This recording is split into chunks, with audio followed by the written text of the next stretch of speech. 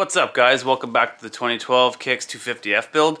Got the bike here behind me. I'm going to put a few things on today. Not a whole pile is going to change today, but I'm going to do some torquing, put the suspension on.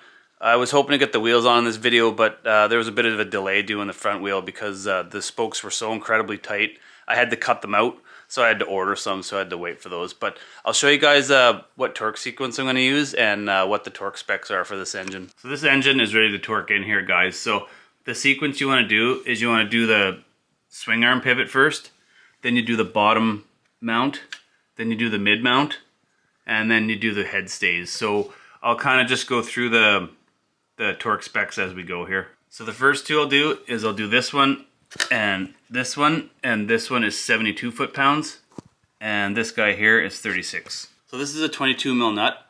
It doesn't call for thread locker, but I put a little bit of blue on there, just cheap insurance. So I'll back it off, a little bit of Loctite in there, and then I'll torque this to 72 foot-pounds.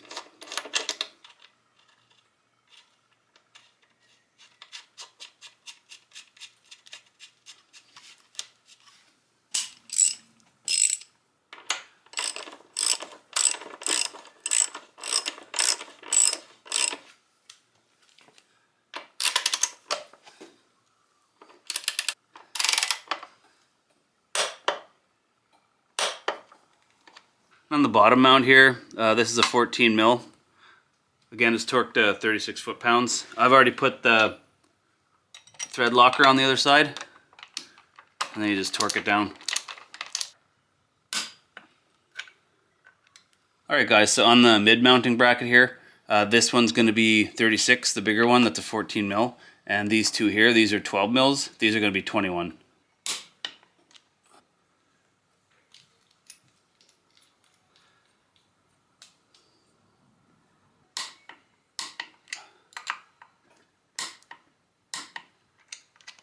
So on the top mounting bracket here, guys, it's the same thing.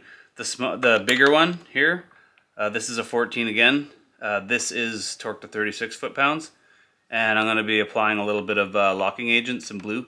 And these again are 21 foot-pounds, and I'm going to put a little bit of blue Loctite on that as well.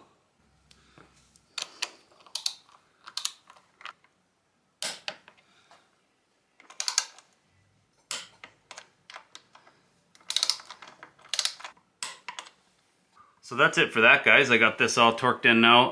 I went ahead and did the other side. It's all the exact same on the other side, so nothing to worry about there.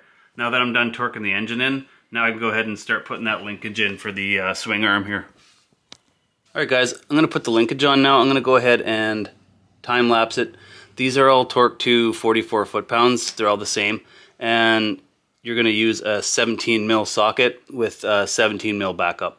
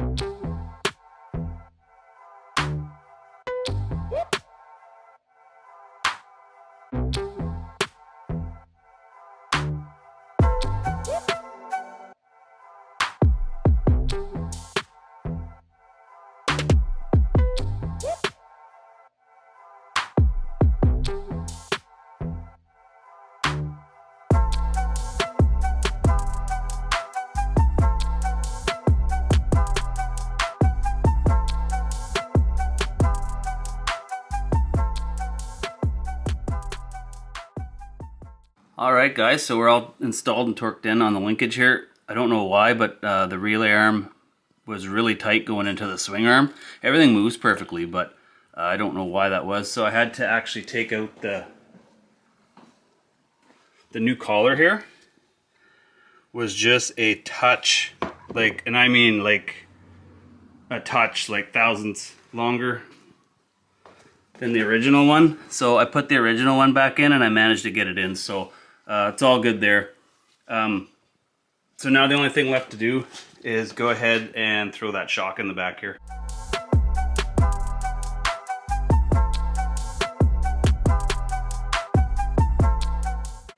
Alright, well I got the shock in there, no problem. So now it's just left to torque it in. So this one's going to be torqued to 29 foot-pounds. This is a 14 mil socket. I'm going to use a blue thread locker. And the bottom one here, that one's 25 foot-pounds. And that one takes a 17 mil socket. And I'm also going to use blue thread locker. Alright guys, now that I got the back shock all done there, now I can go forward and I can start putting the forks on. I got them right behind me there. I got the axle holders all vapor blasted so they look awesome. So now I'm going to go ahead and throw those on the bike.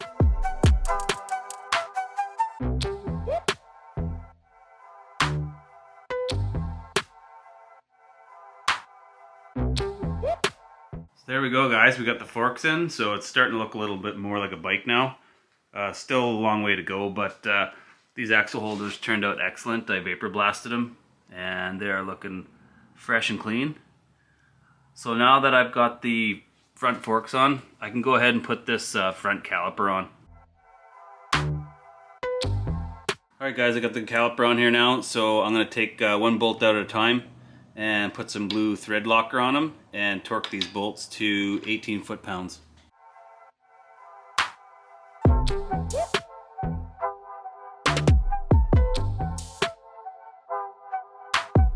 Next is routing the line. So you start at the reservoir here and then you come down through the guide and then down to the caliper.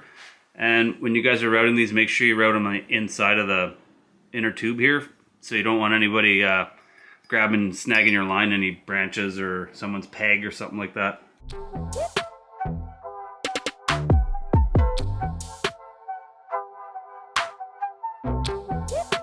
So I noticed a little problem here guys. I used some bolts from my bolt kit for the calipers. They looked about the same length, but clearly you can see right here it sticks out too far. So that's gonna probably interfere with the disc. And this one here sticks out way too far, so I'm going to back these out. And I found some other ones that are a little shorter, that are closer to the stock ones. I'm not using the original bolts because they have the hex heads in them. I guess I should say they had the Allen style. So I don't really like those because they can strip out a little easier. So I found these here in the bolt kit that I got. And I like these better.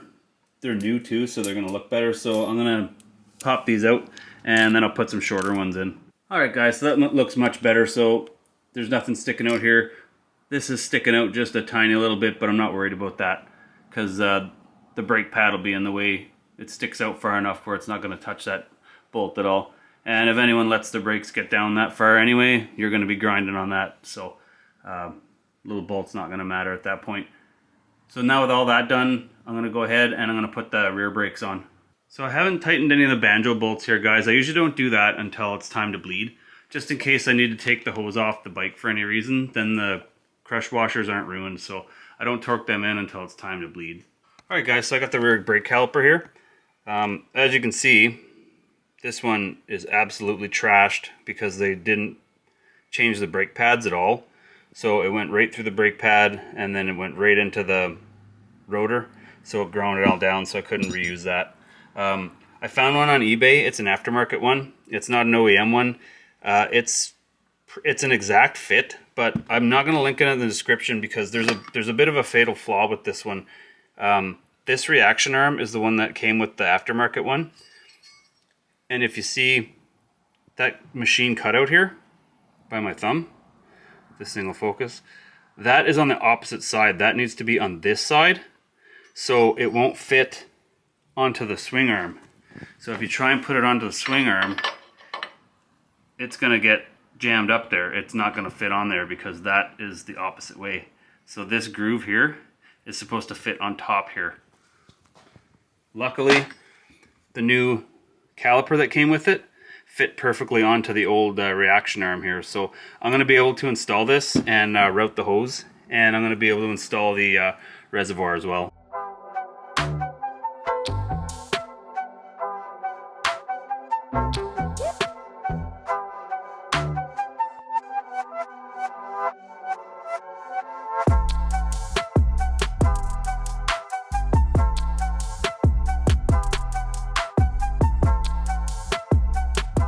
Alright guys, so I got it in there now. I initially routed it wrong.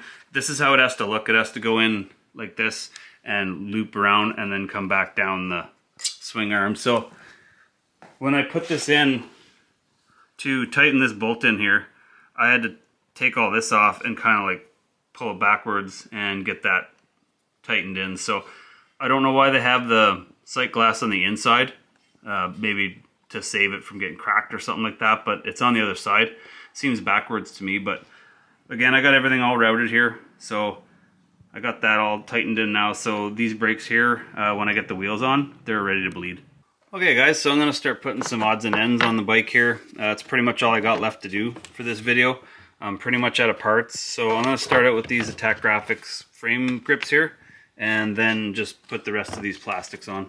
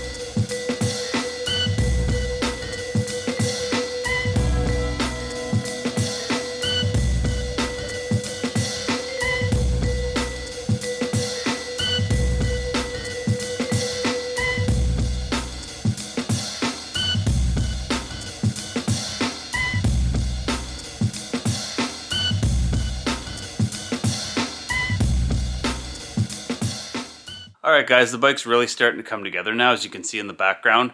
I've got a few more things to powder coat and clean, which is the bad news, but I'm running out, which is the good news, so I don't have very much stuff to do that to. So I've got some new parts, and I've pretty much got all I need here as far as I know. So in the next video or two, I should have this thing running. So if you guys are new to the channel and you want to see that, make sure you hit the subscribe button, hit the notification bell so you know when I post videos, hit the like button if you like this video, and as always guys, thanks a lot for watching. We'll see you in the next one.